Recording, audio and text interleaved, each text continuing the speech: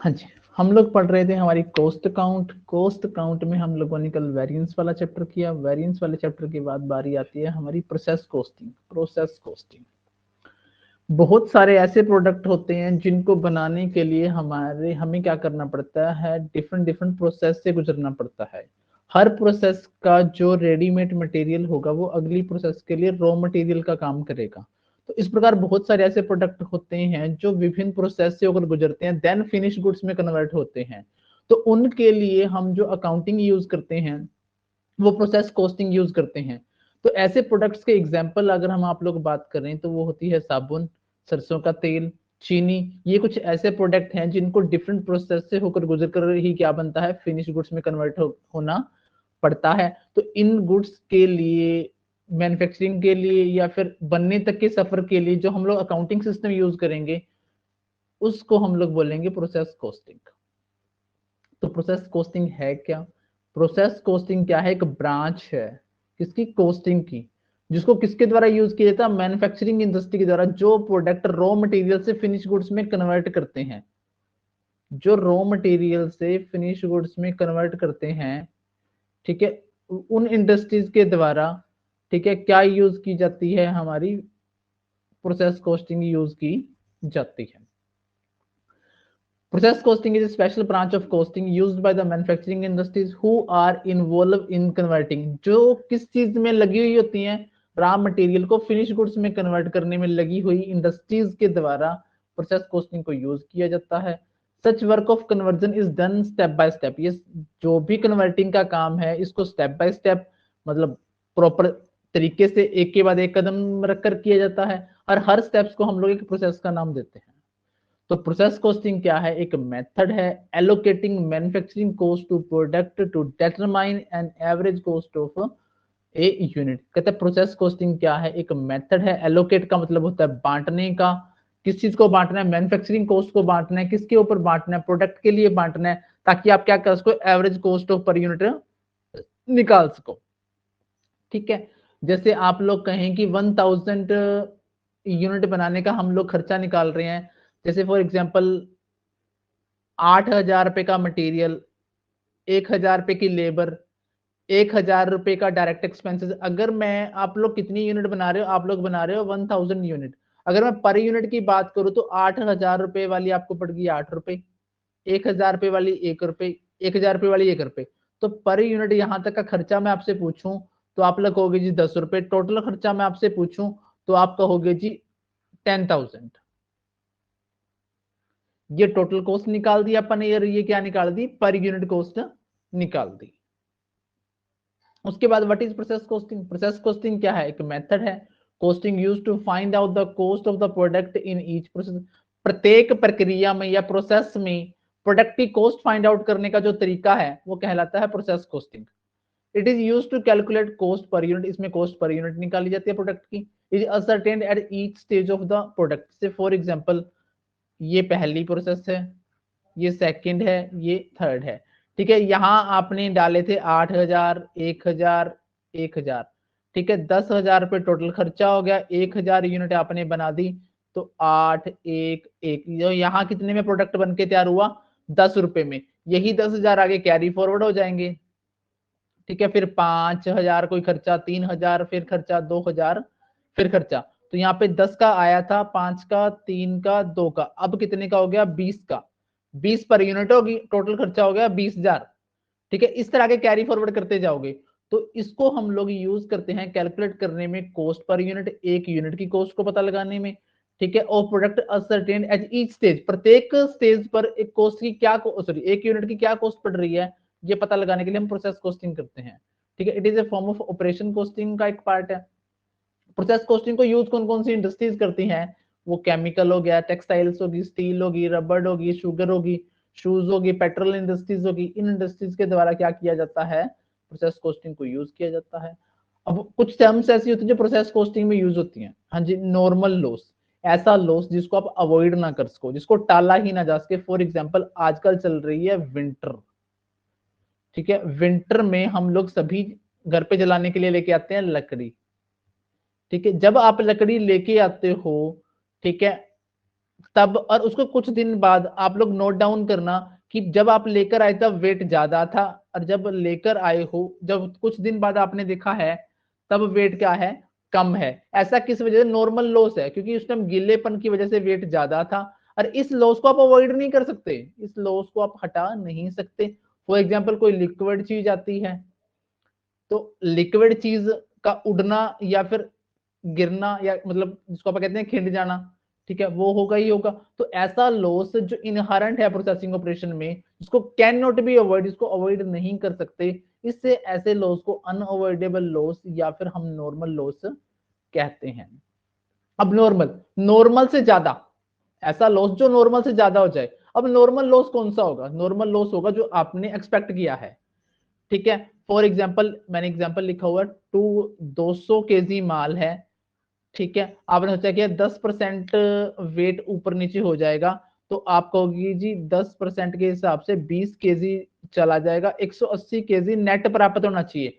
अगर आपको 180 नेट ना प्राप्त हो करके 150 प्राप्त होता है, तो जो लॉस नॉर्मल 10% था अब ज्यादा हो गया, नॉर्मल से ज्यादा लॉस को, अब यहाँ पे 50 का लॉस हो गया, 20 से लॉस के 50 का लॉस हो गया। तो जब आपका लॉस नॉर्मल लॉस से ज्यादा हो तो उसको बोलते हैं abnormal loss. If the actual loss is greater than the normal loss, then the such excess loss over and above the normal loss is termed as abnormal loss. जब आपने जितना सोचा था उससे ज्यादा लॉस हो जाए तो उसको बोलते हैं अबनॉर्मल लॉस। अब अबनॉर्मल गेन क्या होगा, इसका उल्टा, जितना लॉस एक्चुअल में सोचा था अगर उससे कम हो जाता है। अब यहाँ पे आपने कहा था कि 200 में से 20% खराब होके 180 यूनिट मिलनी चाहिए, 180 की जगह अगर आपको 190 मिल जाती है, ठीक है, तो आपका नॉर्मल लॉस था 20 यूनिट का, 20 यूनिट का नॉर्मल लॉस नहीं हुआ, उससे कम हुआ। अगर कम हुआ तो वो क्या कहलाएगा, अब नॉर्मल गेन कहलाएगा। हाँ जी, क्या यहां तक की कहानी सेट है? Yes sir. हाँ जी, परफॉर्मा ऑफ प्रोसेस कॉस्टिंग, यहाँ पर हम लिखेंगे नंबर ऑफ यूनिट कितनी प्रोड्यूस करनी है, रॉ मटेरियल वगैरह आ जाएगा, वेजेस, प्रोडक्शन ओवरहेड आ जाएंगे, अदर एक्सपेंसेस आ जाएंगे, ठीक है। बस इतना दिखाने के लिए, बाकी तो सिंपल है कि मटेरियल आ गया, लेबर आ गई, वेजेस आ गई, डायरेक्ट एक्सपेंसेस आ गए, उसको जोड़ कर दिया, ठीक है, वो आपकी टोटल कॉस्ट बन जाती है, ठीक है। बट मेन चीज दिखाने की क्या है कि नॉर्मल लॉस को बाय साइड, अब नॉर्मल लॉस को भी बाय साइड, अब नॉर्मल गेन को किस साइड दिखाया जाएगा, टू साइड दिखाया जाएगा। यानी कि अगर आप लोग एक्सेस अमाउंट प्राप्त करते हो, जैसे 90, 190, 180 बनी थी, 190 बन गई, तो 10 आपकी एक्सपेक्टेशन से मुताबिक ज्यादा बन गई, तो अब नॉर्मल जो गेन होगा उसके ऊपर वो आपका टू साइड आएगा। अब नॉर्मल लॉस, और नॉर्मल लॉस किस तरफ आएगा, आपका बाय साइड आएगा। हाँ जी, नेक्स्ट टॉपिक आता है हमारा लाइफ साइकिल कॉस्टिंग। अब लाइफ साइकिल कॉस्टिंग क्या होती है, एक सेकंड होल्ड करना।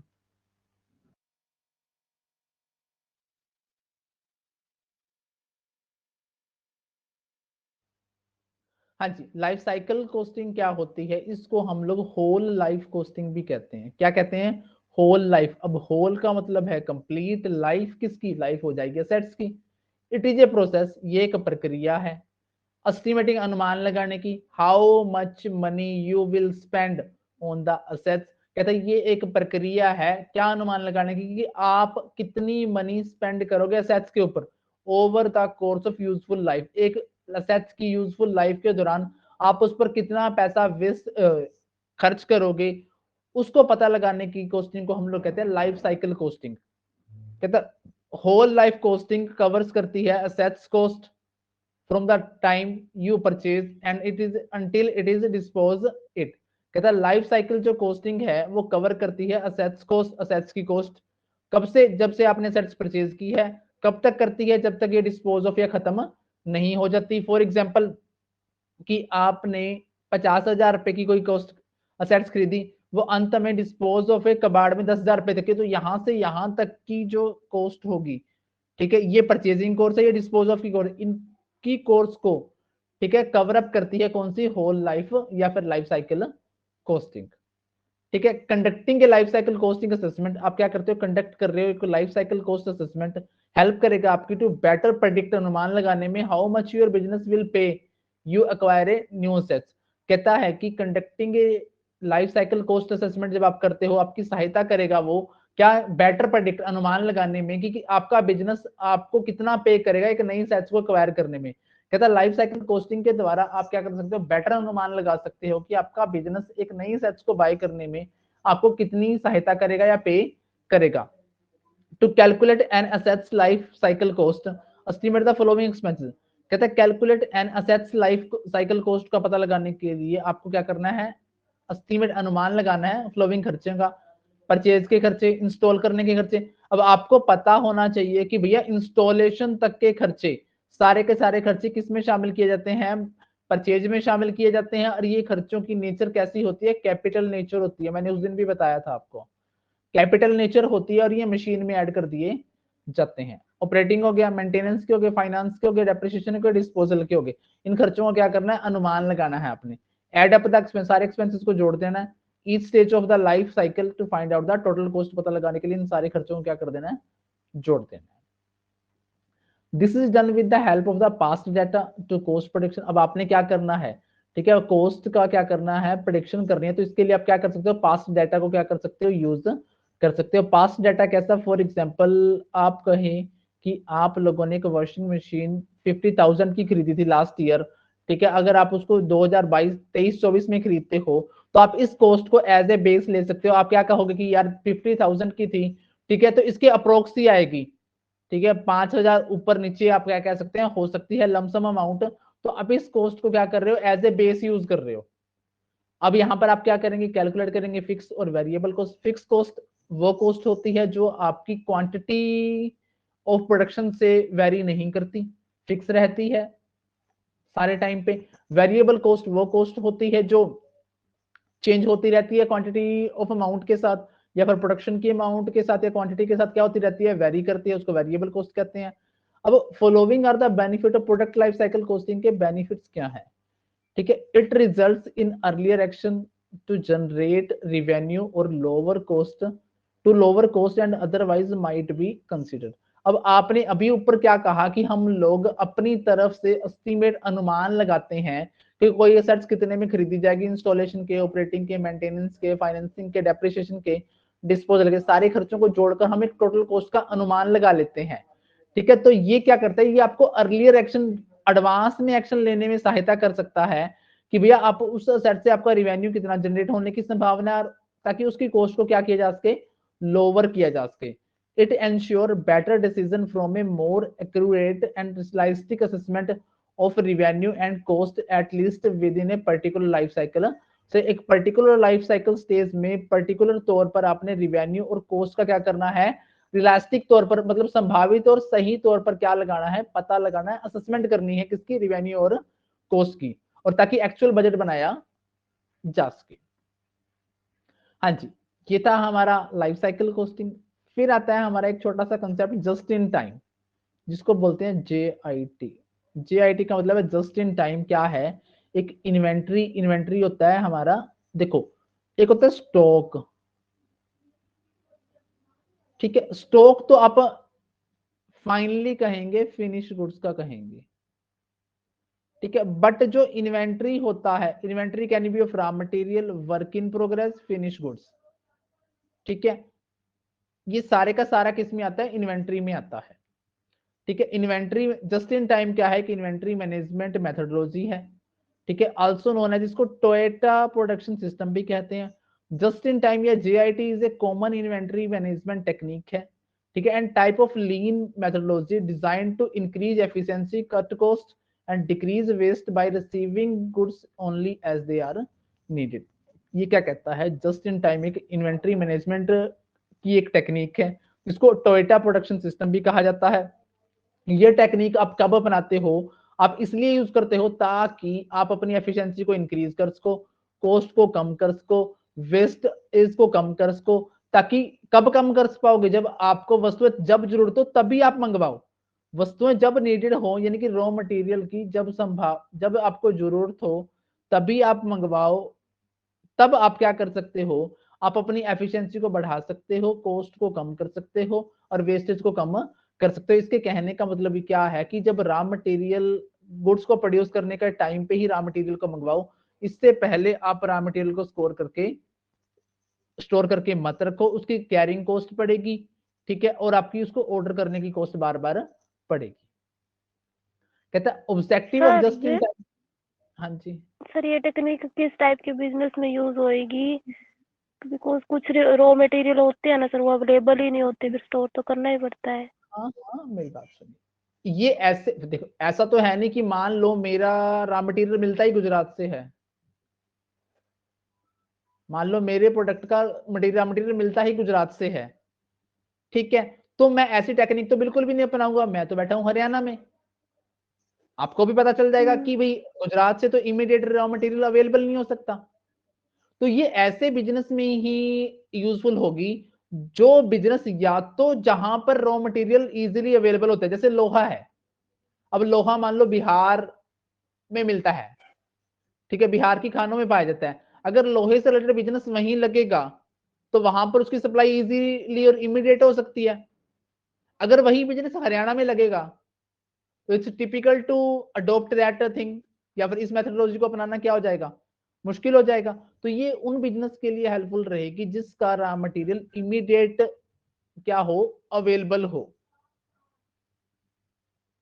ठीक है, मतलब जिसके सप्लायर क्या हो, इमीडिएट बढ़िया क्वालिटी का माल क्या रखें, तैयार रखें आपको अवेलेबल करवाने के लिए, ठीक है, और वो इजीली आप तक रीचेबल हो, ऐसा माल ना हो कि इसको लाने ले जाने में ही घंटों लग जाए, लोडिंग करने में ही घंटों लग जाए, ठीक है, तब भी वहां जस्ट इन टाइम में नहीं यूज हो सकती।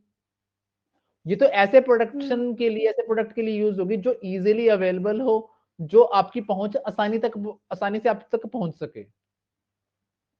The objective of just in is time is to increase the inventory turnover, बढ़ानी है, रिड्यूस करनी है अपनी होल्डिंग कॉस्ट। तो भाई कॉस्ट को जो आप रॉ मटेरियल को होल्ड करके रखते हो, ठीक है, एक तो देखो रॉ मटेरियल को होल्ड कर रखा है आपने, ठीक है, रॉ मटेरियल को होल्ड करने के लिए आपको क्या हो सकती है, जो आपकी फिक्स कॉस्ट इसमें फंसी पड़ी है, ठीक है, उस पर ब्याज की कॉस्ट पड़ रही है, जहां ये आपने स्टोर कर रखा है उसके रेंट की कॉस्ट पड़ रही है, और तीसरी बात इसके मेंटेनेंस की कॉस्ट पड़ रही है।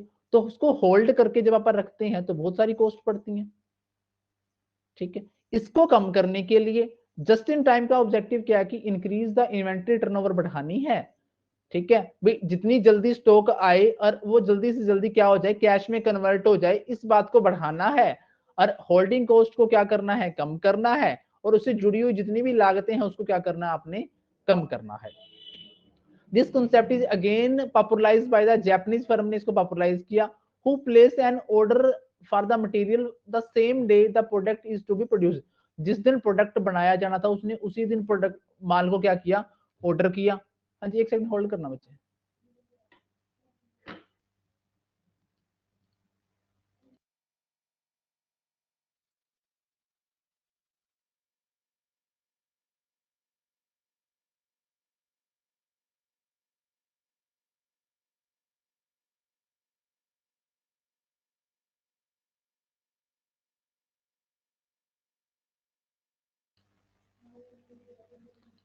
हाँ जी, कहते this concept is again popularised by the Japanese firm ने इस कंसेप्ट को क्या किया और ज्यादा पॉपुलराइज किया, उसने क्या किया, सेम डे मटेरियल मंगवाया जिस चीज का उसने प्रोडक्शन करना था।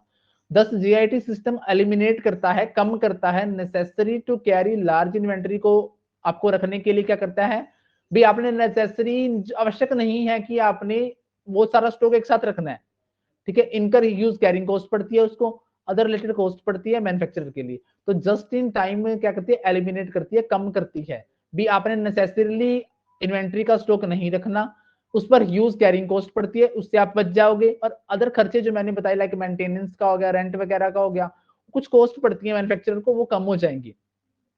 To avail the benefit of this method, इस मेथड का फायदा उठाने के लिए there should be a proper synchronisation. बच्चे सिंक का मतलब होता है recover between the delivery of material and the manufacturing cycle, मतलब के एक प्रॉपर चेन होना चाहिए कि इधर से रॉ मटेरियल आ रहा है, इधर से फिनिश गुड्स में कन्वर्ट हो रहा है, और इधर से वो आपको कैश में कन्वर्ट हो रहा है, फिर ऐसा ये साइकिल चलता जा रहा है, ठीक है। इस मेथड का फायदा उठाने के लिए आपका जो एक साइकिल है, मैन्युफैक्चरिंग साइकिल है, वो प्रॉपर होना चाहिए, ऐसे आपके सप्लायर के साथ आपकी गुड रिलेशन होनी चाहिए, उसने आपके कहते पर माल आ गया, माल कहते ही उससे फिनिश गुड्स में कन्वर्ट हो गया, और फिनिश गुड्स में बनाते ही वो बिक गया, और देन वो कैश में कन्वर्ट होकर फिर वो रॉ मटेरियल की तरफ चले गए। ऐसा क्या हो, प्रॉपर साइकिल होना चाहिए। The JIT require a proper understanding between the manufacturer and the supplier। Supplier और मैन्युफैक्चरर की अच्छी बॉन्डिंग होनी चाहिए, ठीक है, उनके साथ अच्छा टाई अप होना चाहिए at the terms of the items of the delivery and the quality of the material, ठीक है। In case of the any, अगर कोई भी किसी भी तरह की मिसअंडरस्टैंडिंग होगी तो सारे का सारा जो प्रोडक्शन प्रोसेस है में कम इनटू हाल्ट, वो बंद हो जाएगा, रुक जाएगा। The success of JIT depends on how much you manage with your supplier। आपके सप्लायर से कितनी बनती है। A lot of pressure is exerted। काफी सारा प्रेशर आ जाएगा उनके ऊपर अगर थोड़ा सा भी ऊंच नीच होती है, मतलब एक चल रही प्रोसेस में थोड़ी सी भी गड़बड़ होती है, ठीक है, वो देरी कर देता है या फिर आपकी उसके साथ बनती नहीं, रेट के लिए कोई झगड़ा हो जाता है, तो इन सारी चीजों से सारे का सारा प्रोडक्शन प्रोसेस क्या हो जाता है, खराब हो जाएगा। समझ में आई मेरी बात यहां तक। आगे आते टारगेट कॉस्टिंग। Yes sir. ठीक है, टारगेट कॉस्टिंग क्या है।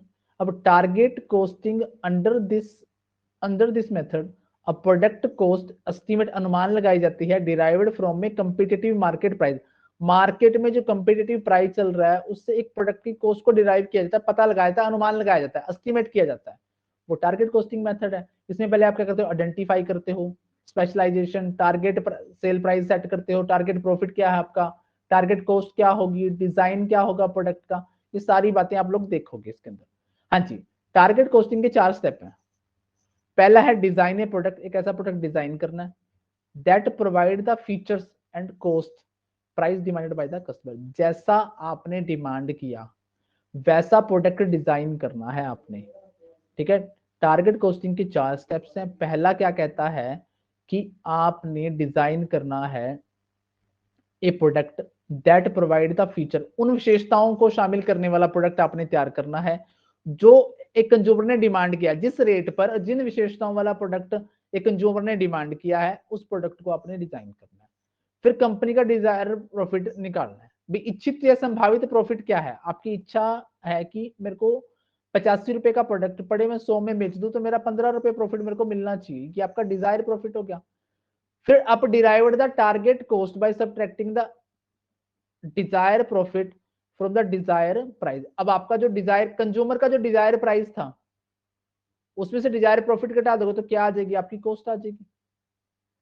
आपकी क्या निकल आएगी, कॉस्ट निकल आएगी, ठीक है। Engineer the product to achieve the target cost. इस टारगेट कॉस्ट को पूरा करने के लिए आप प्रोडक्ट को क्या करोगे, डिजाइन करोगे। इस शब्द का मतलब है डिजाइन करना, ठीक है। Design the product to achieve the target को, टारगेट इस टारगेट को उसको अचीव करने के लिए आप प्रोडक्ट को क्या करोगे, डिजाइन करोगे, ठीक है। की फीचर, इसकी विशेषताएं क्या हैं। The price of the product is determined by market condition के द्वारा डिसाइड किया जाएगा। यहां पर कंपनी क्या है, प्राइस टेकर है, प्राइस मेकर नहीं है। प्राइस टेकर एक मार्केट की फीचर होती थी, वो मार्केट होती थी हमारी परफेक्ट कंपटीशन, जिसमें फर्म क्या होती थी, परफेक्ट कंपिटिटिव मार्केट में फर्म क्या होती थी, प्राइस टेकर होती थी, प्राइस मेकर नहीं होती थी। यहां पर अगला पॉइंट क्या कहता था, minimum required profit is already included in the target selling price. जो हमारा टारगेट सेलिंग प्राइस है उसमें ऑलरेडी शामिल है हमारा जितना प्रॉफिट हम लोग इच्छित चाहते हैं।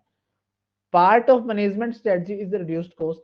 अब आपका मैनेजमेंट स्ट्रेटजी क्या है आपकी, ताकि कॉस्ट को क्या करना है, रिड्यूस करना है।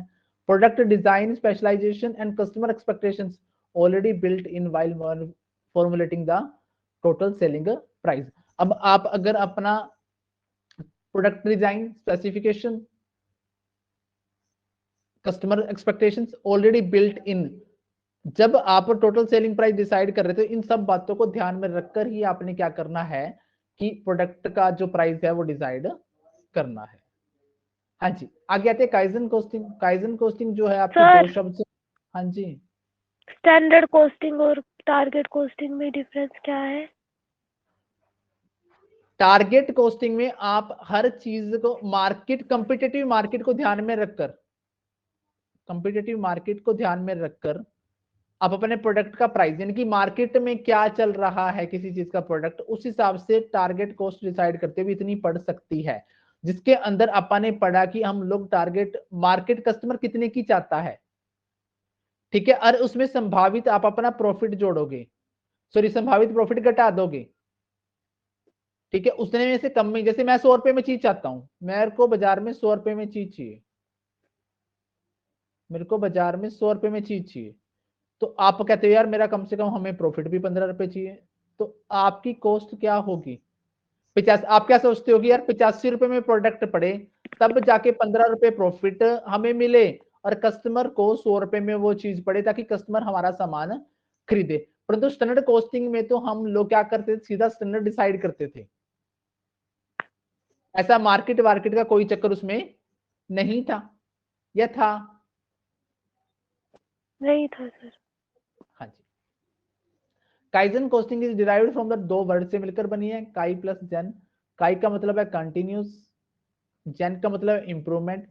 It is a method of reducing managing cost, cost को क्या करना, रिड्यूस करने का जो मेथड है, ठीक है। कंटिन्यूस का मतलब है लगातार, इंप्रूवमेंट का मतलब है लगातार सुधार करना। लगातार सुधार करने का मकसद हमारा क्या हो सकता है, हमारी कॉस्ट को क्या करना, रिड्यूस करना, ठीक है। The method is aimed at cost reduction but without negative effect on the quality, staff, safety.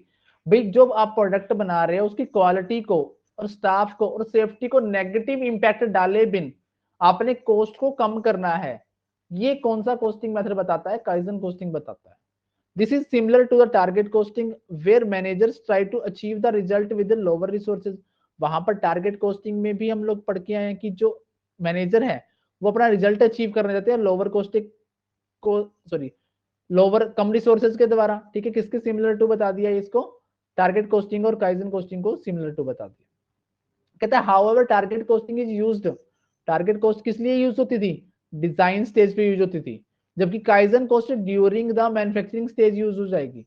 Product को डिजाइन के टाइम पे जब आप कॉस्ट को कम करने की बात करते हो, ठीक है, तब वो कहलाती है टारगेट कॉस्टिंग में आता है, डिजाइनिंग वाली स्टेज आई थी। जबकि मैन्युफैक्चरिंग प्रोसेस या स्टेज के दौरान कॉस्ट को कम करने की बात करती है kaizen costing. There are two approaches to kaizen costing, assets specific and product specific, ठीक है। The main type of cost that should be reduced, निम्नलिखित प्रकार की जो लागतें हैं, कॉस्ट हैं जो आपको कम करनी चाहिए। Working with supplier, supplier to reduce cost in supply chain, supply chain क्या होनी चाहिए, छोटी होनी चाहिए और आपकी कॉस्ट कम पड़नी चाहिए। Cost of product redesign, product cost को, सॉरी प्रोडक्ट को रीडिजाइन करने की कॉस्ट, वेस्टेज होगी, लीगल कॉस्ट होगी, रिक्रूटमेंट और ट्रेनिंग के खर्चे हो गए, मार्केटिंग के खर्चे हो गए, सेल्स के खर्चे हो गए, ठीक है। ये सारे के सारे जो वो लागतें हैं जो आपको कम करने का प्रयास करना चाहिए। काइजन कॉस्टिंग प्रिंसिपल क्या कहता है, it lays no emphasis on the present existing situation, ये प्रेजेंट एग्जिस्टिंग सिचुएशन पर ध्यान नहीं देता। The system doesn't strive for perfection rather seeking gradual improvement, ये धीरे धीरे, जो ग्रेजुअल का मतलब होता है धीरे धीरे, improvement in the existing situation, भी जो वर्तमान परिस्थितियां हैं उसमें धीरे धीरे इंप्रूवमेंट की बात करता है kaizen costing. It encourage the collective decision, मतलब कलेक्टिव डिसीजन को अनकरेज करता है। There are no limit to the level of improvement, भी कितनी इंप्रूवमेंट की जा सकती है इस बात का कोई लेवल थोड़े है, भी कितनी इंप्रूवमेंट किसी चीज में की जा सकती है इस बात का कोई भी लेवल नहीं है। फोकस ऑन एलिमिनेटिंग होता है कम करना, wasting and improving efficiency, wastage को कम करना और एफिशिएंसी को इंप्रूव करना क्या होता है, मेन फोकस होता है हमारा काइजन कॉस्टिंग का। हाँ जी, आगे आते हैं स्टॉक लेवल टाइप। टाइप 1 में आता है मिनिमम लेवल। मिनिमम लेवल क्या होगा, दिस रिप्रेजेंट्स, ये रिप्रेजेंट करता है क्वांटिटी, उस क्वांटिटी को which must be maintained in hands at all time, वो क्वांटिटी ऑफ रॉ मटेरियल जो आपको अवश्य ही अपने हाथों में रखनी चाहिए, वो मिनिमम लेवल कहलाती है। If stocks are less than the, अगर मिनिमम लेवल से कम होता है तो काम रुक जाएगा। तो इतना कम से कम वो स्टॉक जो आपको कम से कम हाथ में रखना ही पड़ेगा, अगर इससे कम हुआ तो आपका काम क्या हो जाएगा, रुक जाएगा। उस लेवल को हम लोग कहते हैं मिनिमम लेवल। इसी में आता है लीड टाइम। अब लीड टाइम क्या होगा, अब purchasing firm require some time to process the order, अब आपने ऑर्डर करना है तो उस ऑर्डर को प्रोसेस करने में जो समय लगेगा आपको समय लगेगा, ठीक है। और उधर से आपका सप्लायर है जिससे आप माल खरीद रहे हो, उसको भी एग्जीक्यूट करने में, ऑर्डर को एग्जीक्यूट करने में समय लगेगा। तो इसी समय को ही हम लोग क्या कहते हैं, लीड टाइम कहते हैं। अब purchasing firm require some time, एक परचेजिंग फर्म को कुछ समय चाहिए होता है ऑर्डर को प्रोसेस करने में। And time is also required by the supplier, firm के द्वारा भी जो टाइम ऑर्डर को एग्जीक्यूट करने में लगेगा। The time taken in processing the order, order को प्रोसेस करने में और ऑर्डर को एग्जीक्यूट करने में लगने वाला समय क्या कहलाता है, लीड टाइम कहलाता है। अब रेट ऑफ कंजम्पशन क्या होती है, it is the average consumption of material item in the industry. भी औसतन तौर पर जो कंजम्पशन ऑफ मटेरियल है वो कहलाती है rate of consumption. The rate of consumption will be decide on the past experience के बिहाफ पर आप अनुमान लगा सकते हो कि पिछली बार जो यूनिट लगी थी वो 10,000 लगी थी। ठीक है, जैसे आप कह सकते हैं ना, सिर्फ फॉर एग्जांपल मान ले कोई प्रोग्राम करवाते हैं, प्रोग्राम पे आप कह सकते हैं यार पिछली बार तो 15,000 की कोल्ड ड्रिंक लगी थी। ठीक है, तो आपने पास्ट एक्सपीरियंस के बिहाफ पर कह दिया कि जो रेट ऑफ कंजम्पशन है इसकी सराउंडिंग रहेगी। ठीक है, तो पास्ट एक्सपीरियंस और प्रोडक्शन प्लान के अकॉर्डिंग आप क्या करते हो, एवरेज कंजम्पशन ऑफ मटेरियल का अनुमान या फिर रेट ऑफ कंजम्पशन का अनुमान लगाते हो। अब मिनिमम स्टॉक लेवल, ये आपसे पेपर में सवाल क्रिएट करता है।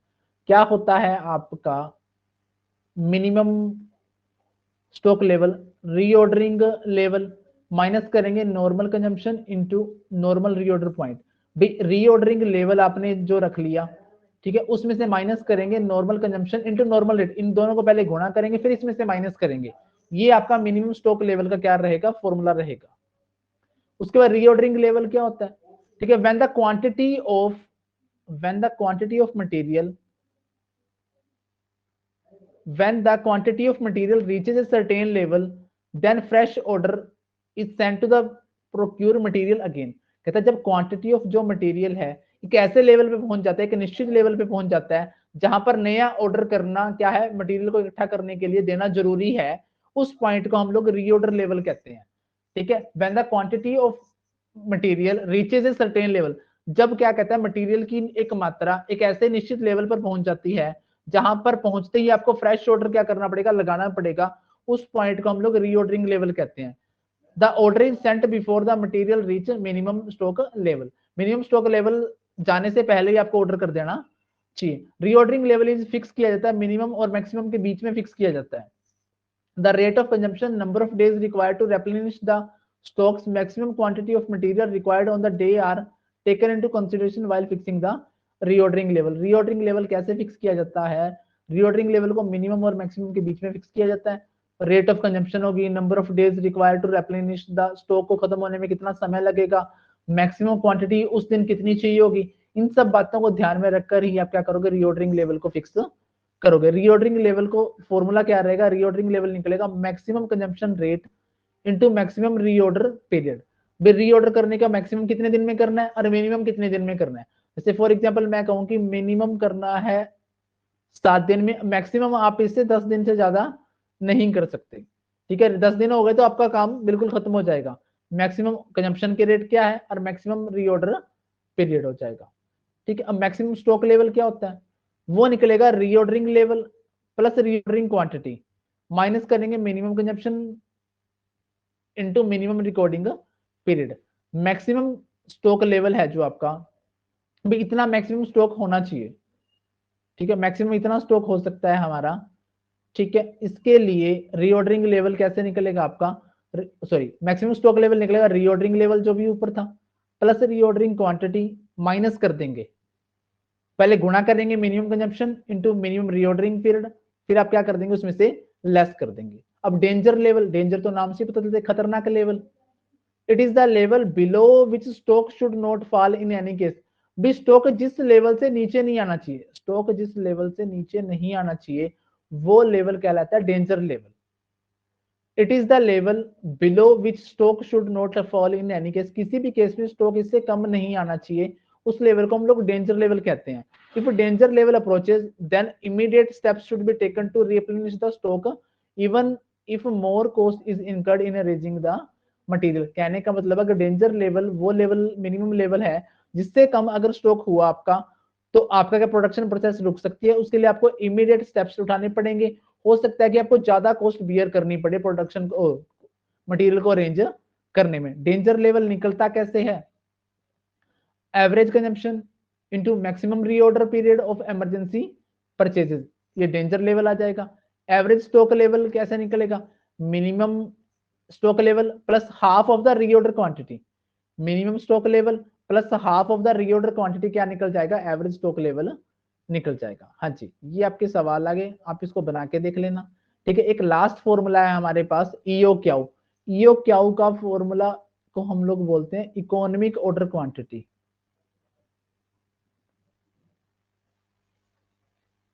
ठीक है, इसको बोलते हैं मितव्ययी आदेश मात्रा।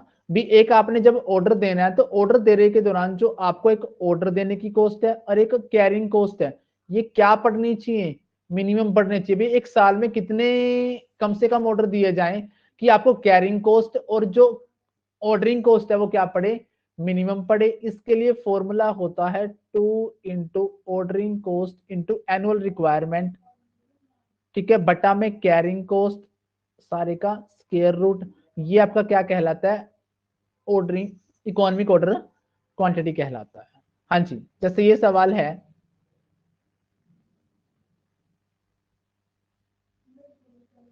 दिया इसमें कुछ, ये रहा।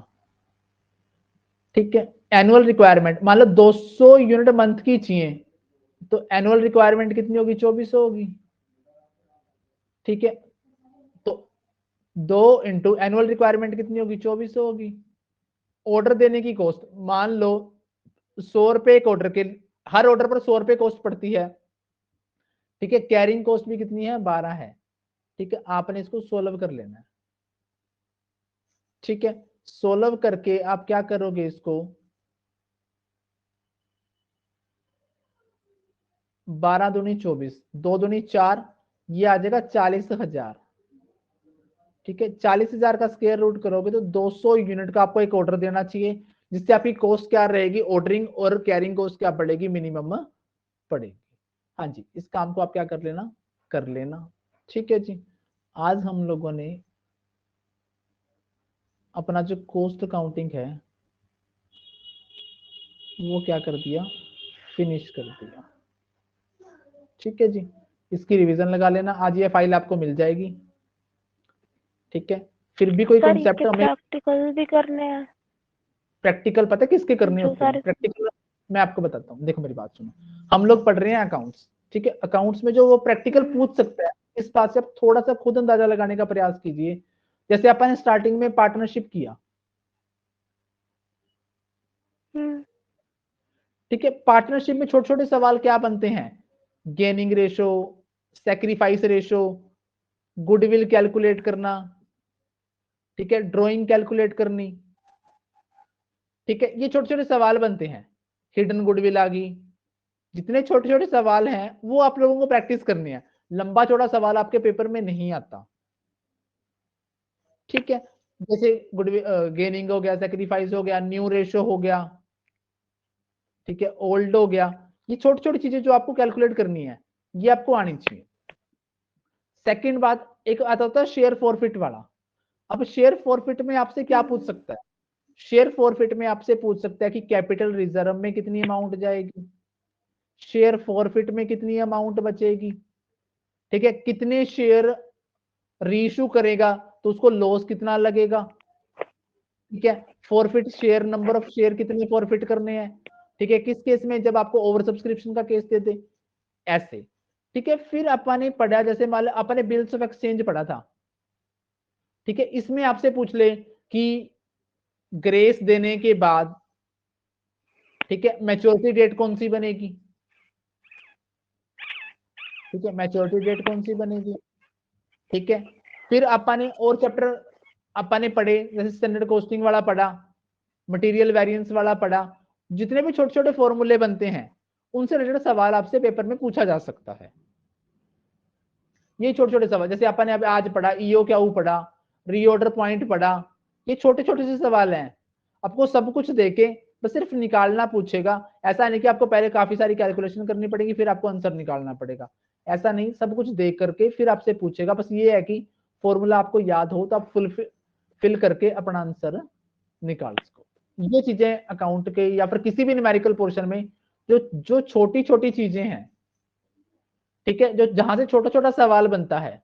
ऐसे तो है नहीं कि एक पेज वाला सवाल आपसे पूछेगा कि profit and loss appropriation account बना के दिखाओ। हद से हद क्या पूछ सकता है, इंटरेस्ट ऑन कैपिटल कैलकुलेट करना, इंटरेस्ट ऑन ड्राइंग कैलकुलेट करनी, ठीक है। शेयर फॉरफिट पे कितनी अमाउंट आएगी, gaining ratio, sacrifice ratio, hidden goodwill, drawing होगी, फॉरफिट की अमाउंट निकालना, कैपिटल रिजर्व में कितने पैसे जाएंगे, कौन सी साइड जाएंगे, ग्रेस देने के बाद कितने मैच्योरिटी डेट बनती है, छुट्टी वाला दिन कैलकुलेट होगा कि नहीं होगा, रीऑर्डर पॉइंट क्या है इसका फॉर्मूला, ईओ क्या का फॉर्मूला, मैक्सिमम मिनिमम का फॉर्मूला, ये सारी चीजें छोटी छोटी जो चीजें हैं ये आपसे पूछी जा सकती हैं। हाँ जी, आई थिंक अब पता चल गया होगा कि नेट के पॉइंट ऑफ व्यू से आपने कौन से सवाल करने हैं प्रैक्टिस लगाने के लिए। हाँ जी, चला पता। Yes sir. हाँ जी, ये कॉस्ट अकाउंटिंग का पोर्शन हमारा फिनिश। ठीक है, अब हम कल स्टार्ट करेंगे इससे नेक्स्ट का पार्ट। ठीक है, 2-3 फाइल रह गई कॉस्ट उसकी अकाउंट्स की। ठीक है, फिर हमारी अकाउंट्स क्या हो जाएगी, फिनिश हो जाएगी। ठीक है, फिर छोटे मोटे टॉपिक जो एक्स्ट्रा करवाने हैं वो मैं करवा दूंगा। ठीक है जी, चलिए जी, मिलते हैं 3:30 बजे दूसरी क्लास के साथ। सीता को मैसेज डाल दियो। सर मैं नहीं आऊंगी। बाय। सर कितनी देर की लगाओगे सर क्लास? आधे घंटे में खत्म करेंगे। वो जो पॉजिटिविज्म वाला टॉपिक है वो फिनिश करना है, वो इम्पोर्टेंट है, वो बिना सामने बैठे नहीं होगा।